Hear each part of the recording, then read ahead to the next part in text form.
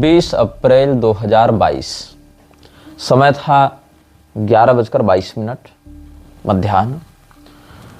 भारत के प्रधानमंत्री कार्यालय के ट्विटर हैंडल से एक ट्वीट किया गया था। वो ट्वीट मैं आपको पढ़कर बताता हूँ।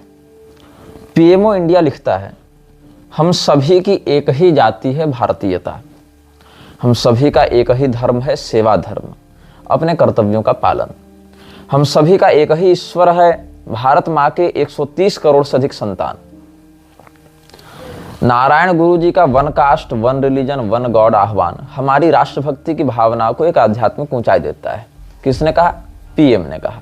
यहाँ पीएम शब्द से तात्कालिक प्रधानमंत्री नरेंद्र मोदी को समझा जाना चाहिए। और पीएमओ इंडिया के आधिकारिक ट्विटर अकाउंट से 11:22 26 अप्रैल 2022 को यह ट्वीट किया गया था। नारायण गुरु, ज्योतिबा फूले, बी.आर. अम्बेडकर जैसे लोगों की मंशा इस देश और समाज के प्रति क्या रही है और उसका क्या दुष्परिणाम इस देश को भोगना पड़ रहा है, इसके विषय में हम आपको आगे के अनुभागों में अवश्य बताएंगे। किंतु यहाँ पर 3 बिंदुओं पर आपको ध्यान देना चाहिए कि भारत के पीएमओ इंडिया के आधिकारिक हैंडल से यह बताया जाता है कि सबकी एक ही जाति है भारतीयता। 2-3 साल में ऐसा क्या हो गया कि उस भारतीयता वाली जाति पर निष्ठा न रखते हुए सरकार अब जातीय जनगणना की बात करती है। यदि सबकी एक ही जाति है भारतीयता, अगर इस कथन पर सरकार को स्वयं में भरोसा है, तो फिर अलग अलग जातियों के माध्यम से अलग अलग प्रकार के कानून क्यों बनाए जा रहे हैं? साथ ही अलग अलग प्रकार की जातियों के कथित हितों को ध्यान में रखते हुए उनको विशेष सुविधाओं से लाभान्वित अथवा वंचित रखने के पीछे क्या कारण है? और यदि आप अपने उन नीतियों को समुचित और न्यायपूर्ण मानते हैं, तर्कसंगत मानते हैं, तो ये नाटक करके सरकार क्या तमाशा दिखाना चाहती है? बात ऐसी है कि इस विश्व में कोई अज्ञात व्यक्ति अगर आपको कुछ कहता है तो आप उसका भरोसा एक बार कर सकते हैं, किंतु लोकतंत्र में सर्वाधिक अविश्वसनीयता सरकार की होती है। सरकार आपको सूचना देने के लिए नहीं, आपसे सूचनाएं छिपाने के लिए होती है। सरकार का सूचना प्रसारण मंत्रालय इसलिए नहीं बना होता कि आप तक सही सूचनाएं पहुंचाई जा सकें। उसका काम होता है आप तक वो सूचनाएं पहुंचाने से रोकना, ताकि सरकार के माध्यम से जो काम हो रहा है या जिस उद्देश्य से काम हो रहा है वो जनता तक न पहुंच सके। इसको रेगुलेट करना ही सूचना प्रसारण मंत्रालय का कार्य होता है। यदि सूचना प्रसारण मंत्रालय का काम आपके हितों के लिए होता तो भारत में आज अघोषित रूप से घर घर वेश्यालय नहीं चल रहे होते, इतने रील, इतने सॉफ्ट पॉर्न्स नहीं चल रहे होते, इतने प्रकार के विकृतिपूर्ण सीरियल और इतने प्रकार के विकृतिपूर्ण शो नहीं चल रहे होते। कारण क्या है? भारत का जो समाज है वो कमरे में कुछ और होता है, मंच पर कुछ और होता है, सड़क पर कुछ और होता है, संसद पर कुछ और होता है। यहाँ एक रूपता नहीं है। आपको बहुत से ऐसे देश मिलेंगे जहां म्लेच्छों का ही राज्य है, किंतु वहां पर एक बात आप देख सकते हैं कि वहां राजनीति आजीविका नहीं है। मतलब कोई अगर व्यक्ति सांसद है तो सांसद होना उसकी आजीविका नहीं है, उसका कैरियर नहीं है। उसको रोटी खाने के लिए कहीं दूसरे जगह पर कोई काम भी करना पड़ता है। जैसे कि बहुत से ऐसे देश हैं जहां यदि कोई सांसद है तो उसके बदले उसको कोई विशेष वेतन नहीं दिया जा रहा, अपितु तो उसको अपना घर चलाने के लिए डॉक्टरी करनी पड़ती है, प्रोफेसरशिप करना पड़ता है, या और भी उसके पास जो साइड टैलेंट है, कोई और उसमें कला है, कोई विशेषज्ञता है, तो उसका वह प्रयोग करके अपना जीवन निर्वाह करता है। हालांकि ऐसे देश बहुत कम हैं, लेकिन ऐसे भी हैं। भारत में क्या है, राजनीति न केवल एक व्यक्ति विशेष का कैरियर है, अपितु उसके दंभ अहंकार को एक मंच प्रदान करते हुए उसकी कई पीढ़ियों को इसी माध्यम से धनार्जन के लिए संगठित और तैयार करता है। ये भारत की राजनीति का वर्तमान स्वरूप है। अब हम सभी का एक ही ईश्वर है, भारत माँ के 130 करोड़ से अधिक संतान, ये नरेंद्र मोदी ने कहा। नरेंद्र मोदी ने क्या कहा? 130 करोड़ से अधिक संतान जो भारत माँ के वही ईश्वर हैं। अब सभी ईश्वर हो गए, सभी आराध्य हो गए, आराधक कौन बचा? कोई नहीं बचा। तो मुसलमान तो ये बात मानने से रहा। मुसलमान के लिए ऐसा कहना तो मृत्युदंड के समान अपराध है। ईसाई भी नहीं मानना, सिख भी नहीं मानेंगे, बौद्ध जन कोई नहीं मानेंगे। मानेगा कौन? वह हिंदू जो अपने ही मूल परंपरा से दूर जाकर नेताओं को ही अपना सर्वेश्वर मान बैठा है, सर्वोच्च संरक्षक मान बैठा। वो कहेगा हाँ ठीक है, यही सही है। तो नेता अगर कह दे कि तुम उठ जाओ तो हिंदू कहेगा ठीक है, नेता कहेगा बैठ जाओ तो हिंदू कहेगा ठीक है। अब रही बात सेवा धर्म, अपने कर्तव्यों का पालन। अपना कर्तव्य, कर्तव्य कौन निर्धारित करता है? कैसे पता चलेगा कि आप जो कर रहे हैं वो आपके कर्तव्य के अंतर्गत आता है कि नहीं आता है? कैसे पता चलेगा कि आपके कर्तव्य का पालन समुचित रूप से किया जा रहा है कि नहीं किया जा रहा है? आप देखें, सरकार के बहुत से लोग जो समर्थक हैं या जो सरकारी पार्टियों से जुड़े हुए लोग हैं, वो पहलगाम हमले के बाद ये कह रहे थे कि धर्म पूछकर मारा गया, जाति पूछकर नहीं मारी गई। जाति पूछकर क्यों मारेंगे? आपके पीएम जब स्वयं कह रहे हैं कि हमारी एक ही जातीयता है, भारतीय, हम एक ही जाति के हैं, भारतीय जाति के हैं, तो ये बताइए कि भारतीय शब्द क्या है? मतलब आप किसको मानते हैं कि वो भारतीय है? आज से 100 साल पहले अगर आप जाते हैं तो बांग्लादेश और पाकिस्तान वाले भूखंड में रहने वाले लोग भी भारतीय कहलाएंगे। अचानक से एक दिन कुछ ऐसा होता है कि उनकी पहचान समाप्त हो जाती है, वो भारतीय नहीं रहते हैं। आज अगर कोई अन्य भूखंड भारत की वर्तमान सीमा में जुड़ता है तो वो भी अचानक से भारतीय हो जाएगा, या वहां से टूटता है तो भी अचानक से भारतीय हो जाएगा। मतलब एक ऐसी पुस्तक जिसको कुछ लोगों के द्वारा बैठकर लिखा गया, जिसके अधिकांश विषय आपत्तिजनक, अन्यायपूर्ण और कुतर्क संगत हैं, उसके द्वारा किसी एक व्यक्ति के भूखंडीय स्थिति या मान्यता प्राप्त प्रपत्र की स्थिति के आधार पर उसको भारतीय माना जाएगा या नहीं माना जाएगा। लेकिन उस कागज के टुकड़े से क्या उसमें वह भावना भी बन रही है? क्योंकि पाकिस्तान और बांग्लादेश के बनने के पीछे मूल अवधारणा यही थी कि वो स्वयं को भारतीय नहीं मान रहे हैं। जो लोग पाकिस्तान की मांग कर रहे थे, बांग्लादेश तो खैर बाद में बना, लेकिन मूलतः जो पाकिस्तान की मांग कर रहे थे, ऐसे लोग क्या स्वयं को भारतीय मानते थे? नहीं मानते थे। तभी उन्होंने अपने लिए स्वतंत्र राष्ट्र की मांग की, और इसको पाने के लिए उन्होंने हर प्रकार का कुकर्म किया, हिंसा का आश्रय लिया, और एक ऐसे आतंकवाद से पीढ़ियों को आतंकित किया जिसकी चर्चा भी मानवाधिकार संगठन नहीं करना चाहते। कहीं पर तबरेज के मरने पर, रोहित वेमुला के मरने पर जितना अधिक वैश्विक, या एलन कुर्दी के मरने पर जितना अधिक वैश्विक आंदोलन हो जाता है, विभाजन का दंश झेलते हुए लाखों हिंदुओं के मरे हुए शरीरों पर मानवाधिकार के नेत्रों से एक बूंद आंसू नहीं टपकती। और अगर केवल कहें कि ये तो दो राष्ट्रों के बीच का मामला हो जाएगा, इसमें क्या कर सकते हैं, तो भारत के अंतर्गत भी जब गांधी के वध के बाद उन ब्राह्मणों को चुन चुनकर मारा जाने लगा जिनका उस घटनाक्रम से कोई संबंध नहीं था, केवल ब्राह्मण होने के कारण जिनका वध कर दिया गया। मैं आगे आपको मृक्षराज के द्वितीय सत्र में आपको ऐसे अनुभाग से भी अवगत कराऊंगा जहां मैं बताऊंगा कैसे क्रमवार ब्राह्मणों का नरसंहार इस देश में पिछले 500,000 वर्षों से किया जाता रहा है, और कैसे ब्राह्मणों के पीछे एक सुनियोजित साजिश उनको बदनाम करके, उनके विरुद्ध दुष्प्रचार करके की जाती है। अभी आपको याद होगा, एक कोई यादव करके था व्यक्ति, अमित यादव क्या नाम था, उसने, कोई शर्मा जी नहीं थे, चाय वाले शर्मा जी, तो वो शर्मा जी का वो इंटरव्यू ले रहा था जहां पर मनुस्मृति को लेकर उन्होंने कुछ कहा, उसको क्रॉप करके ऐसा दिखाने का प्रयास किया वो यादव ने, अमित यादव ने, जो उनको एक प्रकार से देशद्रोही या संविधान द्रोही सिद्ध करने वाला था। उनकी दुकान पर हमले करवा दिए गए लोगों के द्वारा। क्यों? इस देश में जब ब्राह्मण भारत छोड़ो के नारे लगाए जाते हैं तो उस स्थिति में मानवाधिकार कहां मरा पड़ा रहता है पता नहीं। इस देश की अखंडता की बात करने वाला प्रधानमंत्री कौन सी अफीम चाट कर सोया रहता है ये भी नहीं पता। अभी भी जो पहलगाम के बाद प्रतिक्रिया हुई है उसमें सरकार की निजी कोई इच्छा नहीं है। यदि देश में वो माहौल नहीं बनता हिंदुओं के द्वारा, क्योंकि मुसलमानों के द्वारा तो बना नहीं ना, मुसलमानों के द्वारा क्या इस देश में माहौल बनाया गया कि पाकिस्तान के खिलाफ या आतंकवादियों के विरुद्ध कोई कार्रवाई होनी चाहिए? नहीं। माहौल किसने बनाया, मांग किसने की, आक्रोश किसके अंदर था?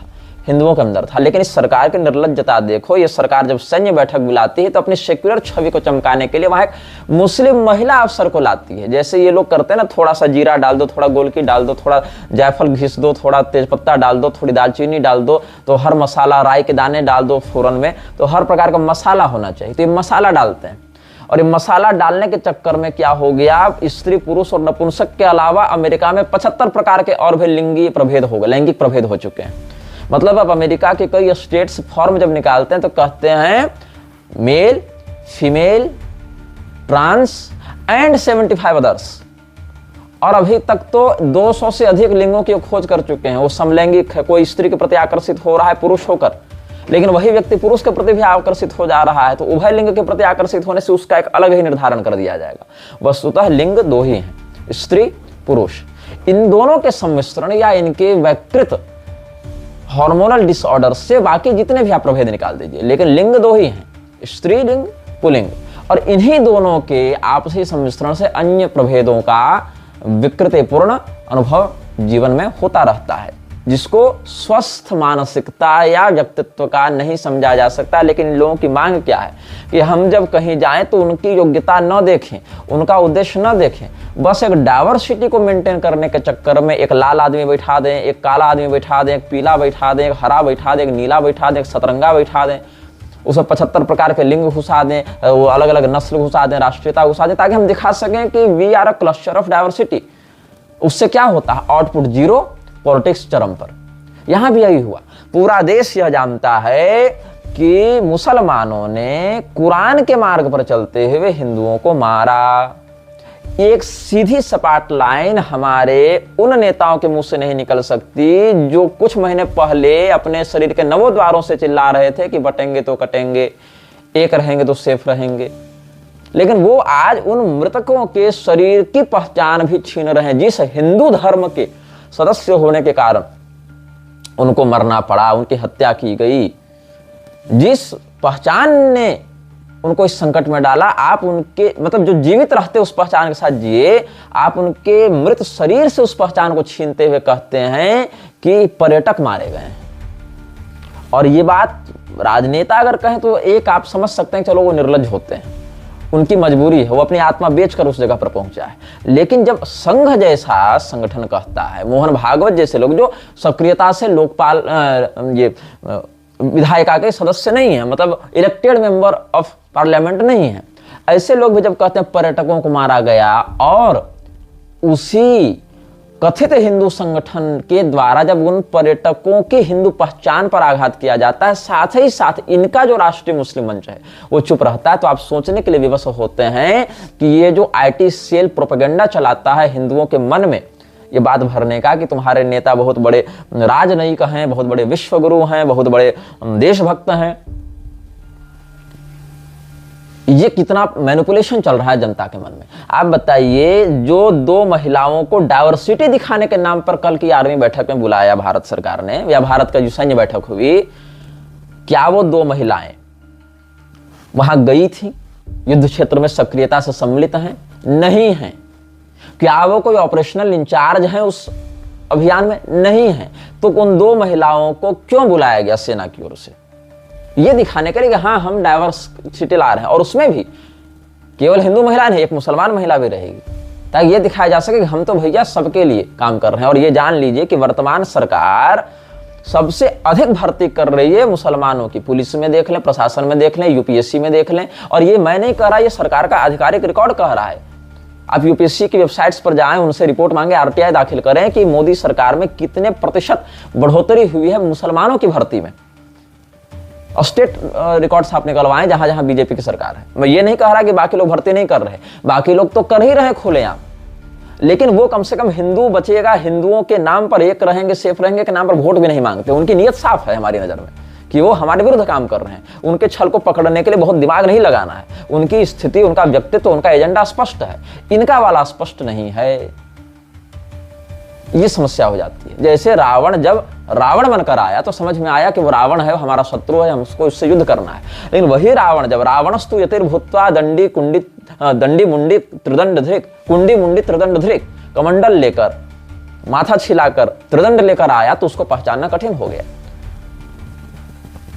मारीच जब मारीच बनकर आया तो पहचानना सरल था, हिरण बनकर आया पहचानना कठिन हो गया। अब भगवान तो सब जान रहे हैं, लेकिन मैं लोक व्यवहार की बात करता हूं। मतलब जिसका उद्देश्य, जिसका व्यक्तित्व आपके समक्ष स्पष्ट नहीं है, उस व्यक्ति के कार्य प्रणाली और उसके पीछे के उद्देश्य को समझना अत्यंत कठिन है। और जिस सोफिया कुरैशी नाम की महिला को सेना ने बुलाया, आप बताइए मुस्लिम रेजिमेंट भारतीय सेना का हिस्सा थी कि नहीं थी? कब से कब तक थी? आज क्यों नहीं है?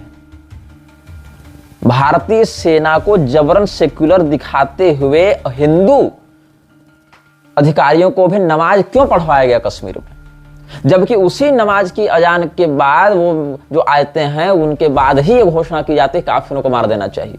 ठीक है, अगर कोई मुसलमान सेना का है सदस्य, कोई मुसलमान भारतीय सेना में है, वो अपने पर्सनल फेथ को फॉलो करते हुए नमाज पढ़ रहा है, वो एक केस समझा जा सकता है। लेकिन जो मुसलमान नहीं है उनको आप टोपी पहनाकर नमाज क्यों पढ़वा रहे हैं, ये फेक सेकुलरिज्म और भाईचारा दिखाने के नाम से।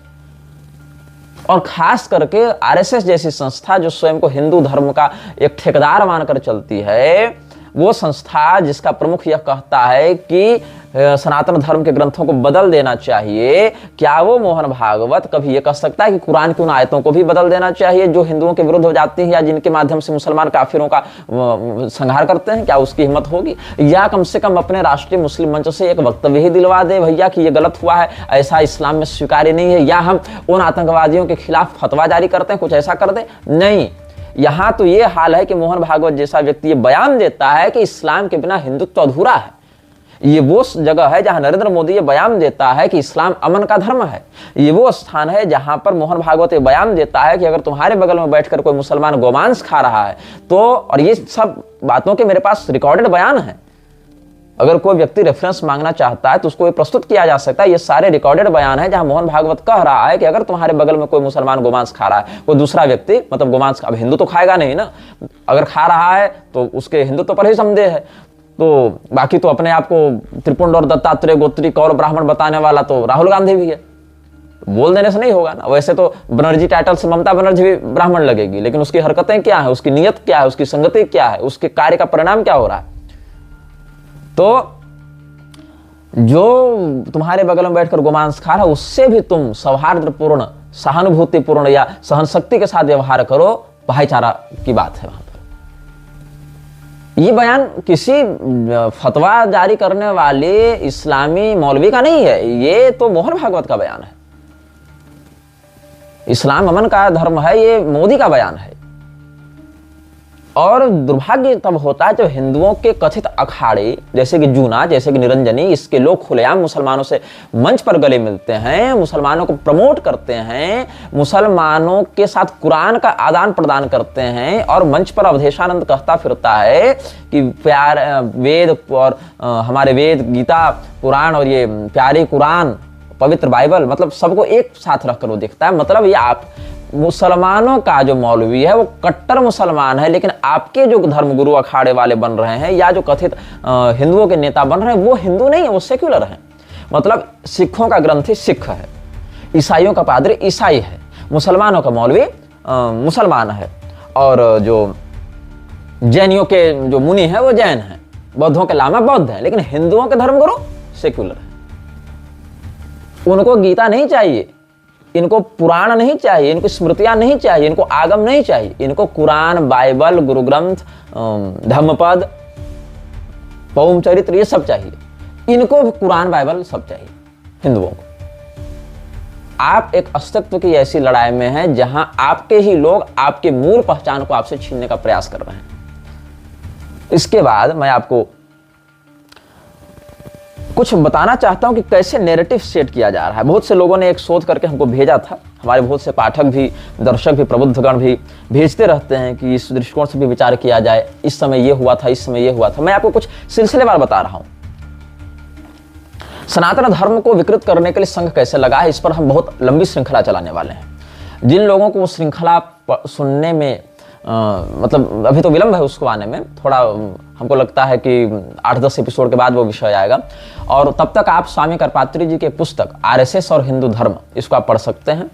और उस पुस्तक में जो बातें कही गई हैं उसकी सैद्धांतिक आप विचारधारा से अवगत हो सकते हैं। और जिनको उतना समय नहीं है या उतना बौद्धिक स्तर जिनका नहीं है, उनके लिए हम वक्तव्य उस आरएसएस पर एक अलग से मेरी श्रृंखला आएगी। श्रृंखला ब्राह्मणों के नरसंहार पर भी आएगी, श्रृंखला भारत में गोहत्या के इतिहास पर भी आएगी। हालांकि गोहत्या के इतिहास पर बहुत कुछ लिखा जा चुका है कि भारत में गोहत्या कैसे प्रारंभ हुई और हम मृच्छराज श्रृंखला के तो अंतर्गत नहीं, लेकिन अपने मुख्य चैनल पर एक वीडियो लेकर आएंगे, जिस वीडियो में हम बताएंगे पंडित गंगाधर पाठक मैथिल जी ने एक पुस्तक लिखी थी गावो विश्वस्य मातरः, जिस पर हम पहले भी घोषणा कर चुके हैं कि एक वक्तव्य निर्गत करेंगे। तो वेदों में जहाँ पर शूल गव है, गोमेध है, या अलग अलग स्थान पर गाय के आलभन का है, वृषभ के आलभन का है, उसमें क्या बातें हैं, उस पर हम एक अच्छा विमर्श प्रस्तुत करेंगे उसी पुस्तक को केंद्र में रखकर। खैर, लेकिन वो मृच्छराज श्रृंखला के अंतर्गत नहीं आएगा। मृच्छराज श्रृंखला के अंतर्गत गोभिर विप्रश्च वेदैश्च सत्यभिः सत्यवादिभिः अलुब्धैर दानशीलश्च सप्तभिर धार्यते मही, ये 7 धारणीय जो पृथ्वी के धारक तत्व हैं, उनके संहार में मृच्छराज और उसके गुलाम कैसे लगे रहते हैं, इसका क्रमवार हम आपको ऐतिहासिक प्रमाणों के साथ ससंदर्भ वक्तव्य आपको हम प्रस्तुत करवाएंगे आपके समक्ष। तो सबसे पहले आप देखें कि बीजेपी का जो छत्तीसगढ़ प्रभार देखते हैं, जो सोशल मीडिया के लोग हैं, उन्होंने छत्तीसगढ़ बीजेपी के आधिकारिक सोशल मीडिया पर लिखा था कि जिन्होंने मारा उन्होंने जाति नहीं पूछी थी। आपके ही पीएम 2-3 साल पहले कह चुके हैं कि हमारी एक ही जाति है, भारतीयता। और स्पष्ट बात है कि जो लोग वहां आए थे उनको भारत शब्द या भारतीयता से समस्या थी। हो सकता है आपके पीएम के बयान को उन्होंने सुना हो तो कहा हो ये सारे लोग भारतीय हैं, तो पूछना क्या है। लेकिन चूंकि 130 करोड़ की बात हो गई थी, तो 130 करोड़ तो हिंदू नहीं है, उसमें तो मुसलमान भी आ जाएंगे। तो पूछ लिया धर्म भाई कि भाई हिंदू हो कि मुसलमान हो, हिंदू हो तो मार दिए जाओगे क्योंकि तुमको मारने से हमको जन्नत का टिकट मिलेगा। ऐसी विचारधारा उनको वही कुरान के माध्यम से मिल रही है जो कुरान एक हाथ में और दूसरे हाथ में कंप्यूटर देने के बाद आपके ही प्रधानमंत्री करते थे। खैर, अब क्या जाति को हटा देना ही समाधान है? ये एक नैरेटिव बनाया गया कि जाति पूछकर नहीं मारी तो जाति को हटा दिया जाए। मैं बात कर रहा था सोफिया कुरैशी की, जो भारतीय सेना में किसी पद पर है, जिसको कल की बैठक में बुलाया गया था ये दिखाने के लिए कि we are a secular state and we collaborate with all the religions and cultures residing in our country.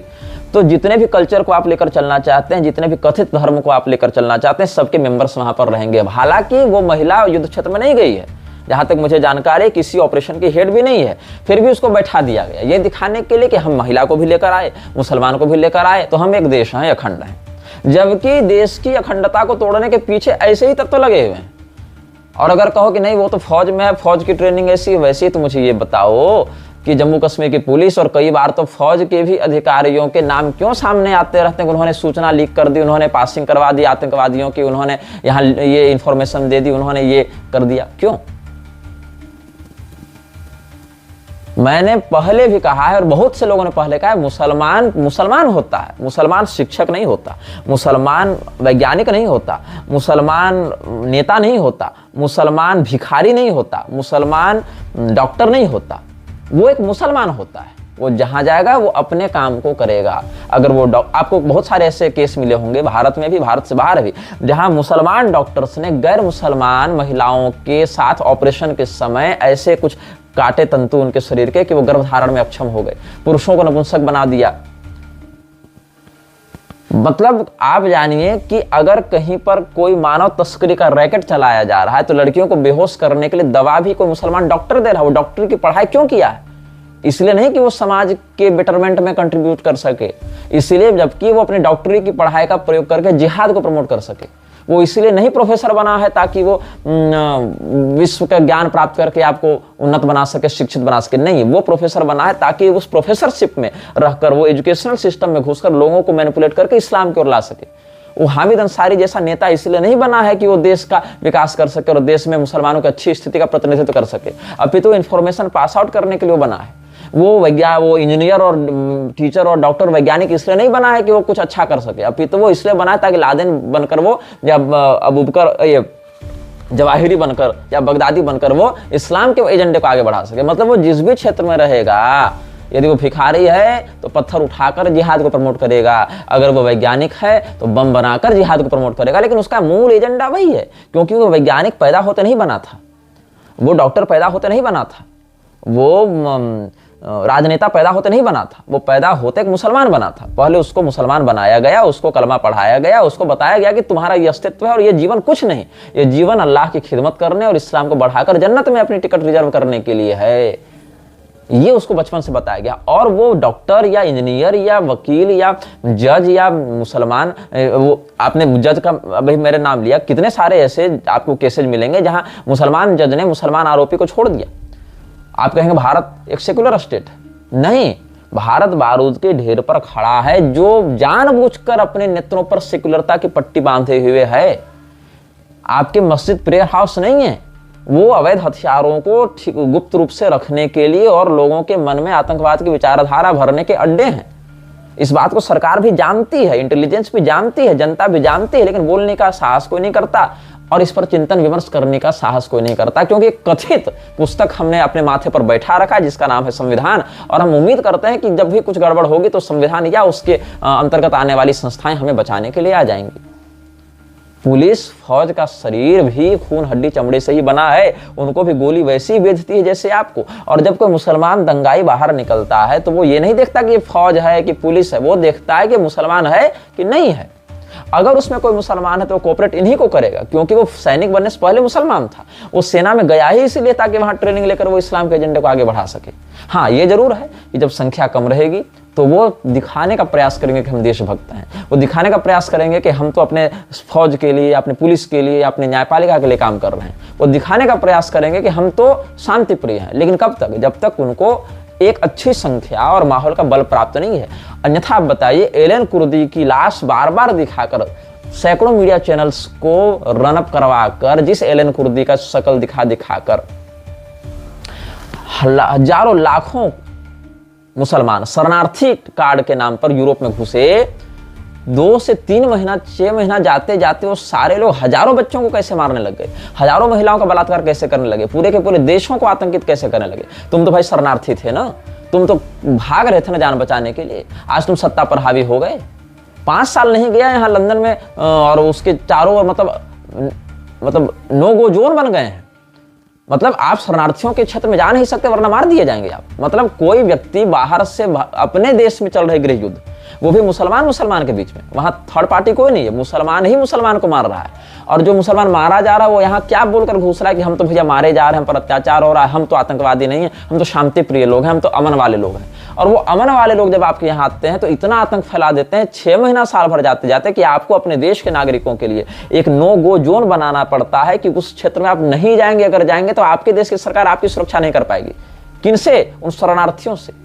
वो अभी भी शरणार्थी हैं आपके लिए, वो तब भी आतंकवादी थे, आज भी आतंकवादी हैं। लेकिन अगर वो आतंकवादी बनकर घुसते तो आप घुसने नहीं देते, इसलिए उन्होंने 2 गुट बनाए, एक मार रहा था, एक मर रहा था, और मरने वालों को यहां भेजा गया ताकि यहां पर आकर फिर वो आपको इन्फेक्ट कर सकें, आपको मार सकें। इतनी सामान्य सी बात जो नंगी आंखों का सच है, न सरकार देखना चाहती है, न चाहती है कि आप उस सत्य को देखें।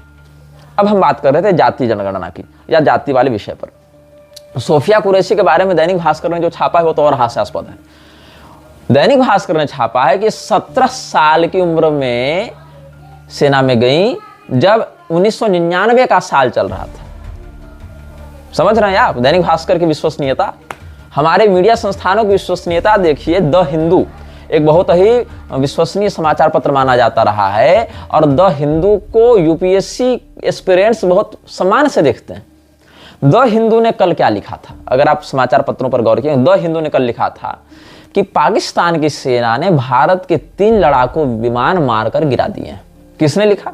हमने लिखा क्या? नहीं, इंडियन मीडिया की एक पायोनियर इंस्टीट्यूशन द हिंदू ने लिखा।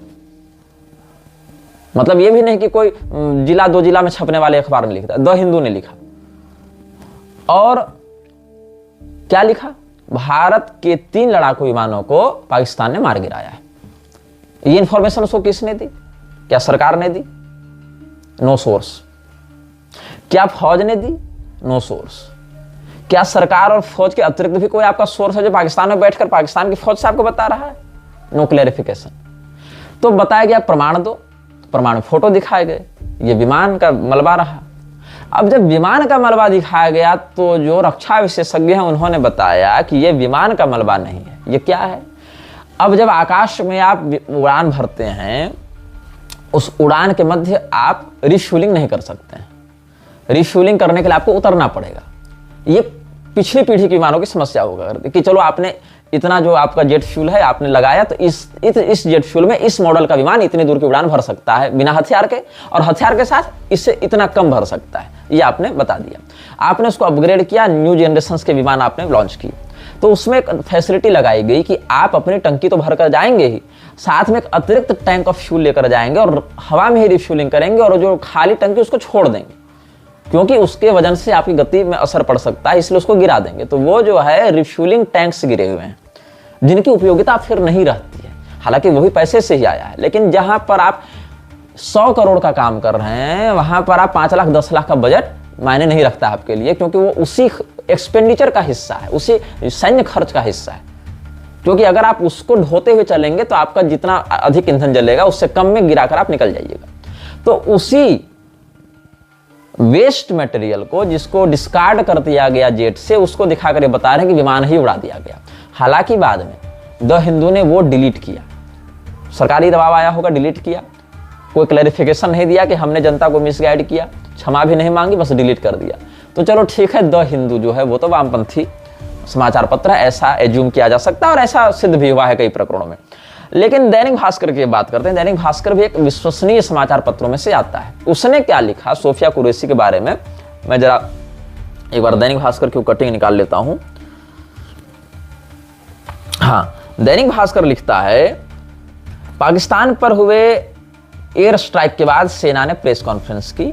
देश के इतिहास में पहली बार कॉन्फ्रेंस में एयरफोर्स और आर्मी से एक मुस्लिम और एक हिंदू महिला अफसर मौजूद रही। क्या किया महिला अफसरों ने? क्या महिला अफसर उस घटनाक्रम में स्थित थी, वहां उपलब्ध थी? नहीं। क्या वो को ऑपरेशनल हेड है? नहीं। लेकिन लाया गया क्यों? दिखाने के लिए कि we are believers of diversity, we are protectors of diversity. उसमें हिंदू भी रहेंगे, मुसलमान भी रहेंगे, पुरुष भी रहेंगे, महिलाएं भी रहेंगी। अच्छा, अब कर्नल सोफिया कुरैशी का यहाँ विवरण दिया है कि वर्तमान में इनकी उम्र कितनी है? 35 साल। गुजरात की रहने वाली है। शिक्षा क्या है? बायोकेमिस्ट्री से पोस्ट ग्रेजुएट है। पति कौन है? मेजर ताजुद्दीन कुरैशी।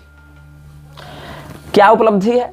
तो एक्सरसाइज फोर्स 18 प्रोग्राम का नेतृत्व करने वाली पहली महिला अधिकारी है। अब एक्सरसाइज फोर्स 18 प्रोग्राम अभी चल रहा है क्या? नहीं। तो भैया जो अभी चल रहा है वहां पर बुलाओ ना। अब आप कह सकते हैं कि इनका एक्सपीरियंस पूछने के लिए बुलाया गया होगा, क्योंकि ये एक्सरसाइज फोर्स 18 प्रोग्राम का नेतृत्व कर चुकी हैं, तो अनुभव है इनको, तो उनके अनुभव से मार्गदर्शन ले सकते हैं। बहुत बढ़िया। अब कैसा अनुभव है? तो दैनिक भास्कर लिखता है कि 17 साल की उम्र में 1999 में शॉर्ट सर्विस कमीशन से सेना में शामिल हुई। इससे ठीक 4 बिंदु ऊपर लिख चुका है। अभी ये 35 साल की है। जो महिला 1999 में 17 साल की थी, वो आज 35 साल की कैसे है 2025 में? आप एक सैन्य अधिकारी की रिपोर्टिंग कर रहे हैं, संवेदनशील मामले पर कर रहे हैं। ये तो द हिंदू और दैनिक भास्कर की विश्वसनीयता है। और भारत की जनता क्या है? भारत की जनता अंधी बही है। भारत की जनता के पास अपनी आंख नहीं है, अपना कान नहीं है। भारत की जनता की आंख और कान है मीडिया। वो मीडिया जो आपको दिखाएगी आप देखकर मान लेते हैं, वो मीडिया जो आपको खिलाएगी आप खाकर मानते हैं, यही है। भारत की जनता इतनी अधिक आलसी हो चुकी है कि वो सोर्स को वेरीफाई नहीं करना चाहती है। कह दिया मीडिया ने 144 साल के बाद महाकुंभ आया तो सब लग गए, यहां तक कि शंकराचार्य के लेवल पर बैठे लोग भी आ गए उसके बाद में। हाँ, 144 साल के बाद। ज्यादा पीछे न जाते हुए आप 2019 का जो प्रयाग में कुंभ लगा, अर्थ कुंभ था जिसको सरकार ने कुंभ बना दिया, उसके आप गाइडलाइंस पढ़ें। दुर्लभ है क्या? नहीं है। आपको सरकार के द्वारा छापी गई वो बुकलेट पढ़नी चाहिए, जहां 2019 के अर्थ कुंभ, जिसको कुंभ कहा गया था, प्रयागराज में ही लगा था। उससे पहले 2013 में प्रयागराज में लग चुका था। 2013 में भाजपा की सरकार न केंद्र में थी ना उत्तर प्रदेश राज्य में थी। फिर भी 2013 में जो कुंभ लगा उसमें एक मैनेजमेंट तो हुआ, वहां कुछ अच्छी बातें भी हुई होंगी, कुछ बुरी बातें भी हुई होंगी। तो उस समय जो घटनाएं घटित हुई उसकी रिपोर्ट तैयार करके फिर आदित्यनाथ की सरकार ने छापा 2019 के कुंभ का गाइडलाइन कि हम ये जो आयोजन कर रहे हैं इसमें हमको किन बातों का ध्यान रखना है, किन बातों से सीखना है, क्या हमको इसमें और बेहतर करना है, जो कि कोई भी सरकार आयोजन से पहले करती है। एक आपके घर में एक छोटा सा कार्यक्रम हो, आप मतलब एक बच्चे का मुंडन करें या कुछ गृह प्रवेश किया है तो अपने रिश्तेदारों को बुलाएं, तो एक छोटी आप भोज भंडारे की पार्टी रखें, उसमें भी आपको बहुत कुछ प्लानिंग करनी होती है कि हमारे यहाँ 100, 150, 200 आदमी आ रहे हैं भोजन करने, तो क्या बनना है, कैसे क्या स्वागत करना है। यहाँ तो पूरा का पूरा एक आप इतना बड़ा उत्सव कर रहे हैं, कुंभ जैसे आयोजन को कर रहे हैं, तो कितनी बड़ी प्लानिंग चाहिए। तो सरकार क्या करती है, पहले क्या क्या हुआ उससे हम क्या क्या सीख सकते हैं, पहले क्या क्या गलती हुई उसको नहीं दोहराना, इसको लेकर एक बैठक करेगी, बुकलेट तैयार करेगी और वो बुकलेट प्रधान अधिकारियों को दी जाएगी कि आप इसको देखिए, पढ़िए, समझिए क्या स्थिति है। ठीक है, 2019 वाले कुंभ की जो बुकलेट तैयार की गई थी उसमें 2013 का रेफरेंस दिया गया कि भाई इतना साल पहले ये लगा था, इसमें ये अच्छा हुआ, ये बुरा हुआ, भगदड़ ना हो, लोगों को क्या समस्या थी उसका हम इस बार समाधान कर देंगे, ये सब किया। उसमें भी सरकार ने कहा है कि 2013 वाला जो था वो 144 साल के बाद लगने वाला कुंभ था। आप उस बुकलेट को पढ़ें, मैंने स्क्रीनशॉट भी सार्वजनिक किया है अपने मुख्य चैनल पर उसका फोटो लेकर। अच्छा, उससे पहले जावे 1977 वाले को ही महाकुंभ कहा गया था, 144 साल बाद वाला। तो देखिए सर जी, ऐसा है कि हर कुंभ किसी न किसी कुंभ की तुलना में 144 साल के बाद पड़ेगा। ऐसे देखिए 144 से पूरा नहीं पड़ता है, बृहस्पति के अतिचारी होने के कारण जो है 143 साल ही पड़ता है, वो भी 144 पूरा नहीं होता है। मतलब आप पिछले 100 साल का ही आंकड़ा देख लें तो कम से कम मीडिया प्रमाण जो मेरे पास है, और भी होंगे लेकिन जो मेरे पास है वहीं पर आप देख लें तो 144 साल वाला जो नाटक है वो कम से कम 4 बार तो आया ही है, जबकि वो भी 143 साल ही पड़ता है। लेकिन शंकराचार्य के लेवल के लोग भी जब इसकी पुष्टि नहीं करते हैं और सरकार के इस मीडिया प्रोपेगेंडा में आ जाते हैं तो सोचे कि इस समय कितना भीषण असत्य बोला जाता रहेगा। सेना के साथ पूरी सहानुभूति है, सेना के आतंकवाद निरोधी अभियानों के साथ पूरी सहानुभूति है, समर्थन है, सम्मान है, सब है। लेकिन देश के नागरिकों को जबरन ये जो सेक्युलरता की जो घुट्टी चटाई जा रही है, जबकि वो जानते हैं एक और यदि आप सेक्युलर ही दिखना चाहते हैं तो सेक्युलर का अर्थ धर्मनिरपेक्ष होता है, न कि सिलेक्टिव होता है। फिर आपको कोई ये दिखाना नहीं कि हम हिंदू को बुला रहे हैं कि मुसलमान को बुला रहे हैं, आपको कोई मतलब नहीं होना चाहिए कि मेरे पास जो कर्नल है वो हिंदू है कि मुसलमान है, यदि आप सेक्युलर हैं। लेकिन आप ये जो डाइवर्सिटी के नाम पर दिखा रहे हैं ना कि हम सेक्युलर हैं, हम हिंदू हैं, मुसलमान हैं, ये गलत है फिर। और यदि आपको वही करना है तो कम से कम ये कहने का साहस रखिए कि पहलगाम में मरने वाले पर्यटक नहीं थे, वो हिंदू थे। उनको मारा गया पर्यटक होने के कारण नहीं, उनको मारा गया हिंदू होने के कारण। उनकी मृत्यु का उत्तरदायी उनका पर्यटक होना नहीं था, उनका हिंदू होना था, ये बात है। और जितने लोग पकड़े गए हैं या पकड़े जा रहे हैं या जो जांच चल रही है, आप उनके माता पिता का इंटरव्यू देखें, वो समझें। आप वो कह रहे हैं उनको कोई ग्लानि नहीं है, उनको इस बात से कोई समस्या नहीं कि उनका बेटा जेल जाता है, कि उनका बेटा उनकी भाषा में कहें तो शहीद होता है, क्योंकि उनके लिए वो अल्लाह का मार्ग है, उसको बचपन से उसके लिए ट्रेन किया गया है। और हमारा जो मीडिया संस्थानों का नेटवर्क वो दिखाने लगा है कि उसको स्कूल नहीं जाने मिला इसलिए आतंकवादी बन गया, उसको इस समय पैसा नहीं मिला तो आतंकवादी बन गया, उसके घर बिजली नहीं आती थी तो आतंकवादी बन गया। अरे भाई, हिंदू क्यों नहीं बन पा रहा है आतंकवादी? हिंदू के घर में भी तो बिजली नहीं आ रही होगी ना, उसके घर भी तो पानी की समस्या होगी ना, उसके बच्चे भी तो अच्छी शिक्षा से वंचित होंगे ना, उसके बूढ़े माता पिता भी तो चिकित्सा के अभाव में मर रहे होंगे ना। वो क्यों आतंकवादी नहीं बन पा रहा है कि दूसरे को जाकर धर्म पूछ कर गोली मार दे रहा है? और अगर आपके पास बिजली नहीं आ रही है तो आप बिजली विभाग पर अगर आप कुछ हिंसात्मक कार्रवाई करते हैं, समझ में आता है कि आपके घर में बिजली नहीं थी, आपको बिजली विभाग से समस्या थी। उस पर्यटक से जो हिंदू है उसकी हिंदू पहचान से आपको बिजली के कारण समस्या क्यों होने लगी? पानी और शिक्षा के कारण समस्या क्यों होने लगी? बताइए। क्योंकि आपकी समस्या की उत्प्रेरणा आपकी उस पुस्तक में है जिसको आप कहते हैं कुरान। उस पुस्तक के द्वारा आपके सॉफ्टवेयर को कंट्रोल किया जा रहा है और उसी पुस्तक को आपके एक हाथ में देकर आपको संपन्न बनाने की बात आपकी सरकार करती है। आपके सरकार में घुसे लोग उस पुस्तक को न बैन करना चाहते, न संशोधित करना चाहते और न उसके चंगुल से आपको निकालना चाहते हैं, बल्कि वो आपको पुस्तक देना चाहते हैं, पढ़ाना चाहते हैं। और उसके प्रभाव में आकर जब आप इस प्रकार से आतंकवाद को बढ़ावा देने लगे तब आपकी जाति नहीं पूछी गई वाले विषय को लेकर भी हिंदुओं पर ही प्रहार करते हैं। ये मतलब कितना बड़ा षड्यंत्र है, आप समझिए। म्लेच्छराज का काम ही है उत्साद्यन्ते जाति धर्मा कुल धर्माश्च शाश्वताः उत्सन्न कुल धर्माणां मनुष्याणां जनार्दन नरके नियतं वासो भवति इत्यनुशुश्रुम। ये सब श्रीमद् भगवद गीता के पहले ही अध्याय में बता दिया गया है। मैं आपको कहूं कि जब मुसलमान परिवार ने सार्वजनिक रूप से कहा, खुलेआम कहा, जो भारतीय सेना के अधिकारी मिलने गए थे कि भाई आप अपने बेटे को आत्मसमर्पण करने के लिए कहिए, तो वो क्या कहे कि नहीं, हम अपने बेटे को नहीं रोकेंगे, हम उनको हथियार डालने के लिए नहीं कहेंगे, आप मेरे बेटे को मार सकते हैं तो मार दीजिए, लेकिन वो हमारे इस्लाम के मार्ग में शहीद होगा। ऐसा क्या ये विचारधारा शिक्षा की कमी, बिजली और पानी की कमी से आ रही है? नहीं, ये विचारधारा जहां से आ रही है उसी विचारधारा के पोषण में सरकार कितना अनुदान देकर मदरसों को प्रमोट किए जा रही है। और ये प्रमोशन वही रह जाता है, पार्टियां बदलती रहती हैं लेकिन उनको मिलने वाले लाभ नहीं बदलते, उनको दिया जाने वाला प्रोत्साहन नहीं बदलता। जाति जनगणना आप कर रहे हैं, आप ये आपराधिक गणना क्यों नहीं करते कि किस समुदाय के लोग सबसे अधिक आपराधिक गतिविधियों में लिप्त हैं, किस समुदाय से हमको कितना टैक्स आ रहा है, टैक्स देने वाला समुदाय कितना सबसे अधिक है, या उस सरकारी टैक्स से बेनिफिट पाने वाला समुदाय कितना टैक्स भर रहा है। मतलब 5 लोग हैं, उसमें से 4 लोग 100 रुपया टैक्स दे रहे हैं और 5वां व्यक्ति 20 रुपया टैक्स दे रहा है, लेकिन लाभ वो 300 रुपये का ले रहा है।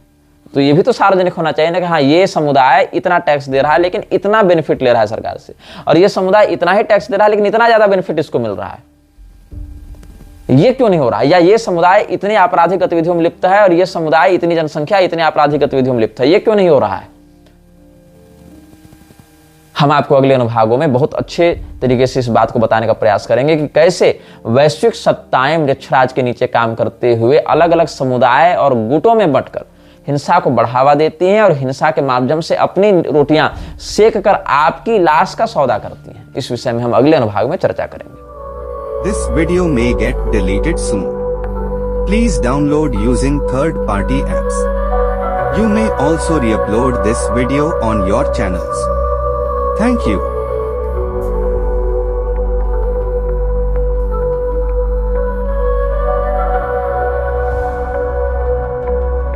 यह वीडियो जल्द ही हटा दिया जा सकता है। कृपया थर्ड पार्टी ऐप्स का उपयोग करके डाउनलोड करें। आप इस वीडियो को अपने चैनल पर फिर से अपलोड भी कर सकते हैं।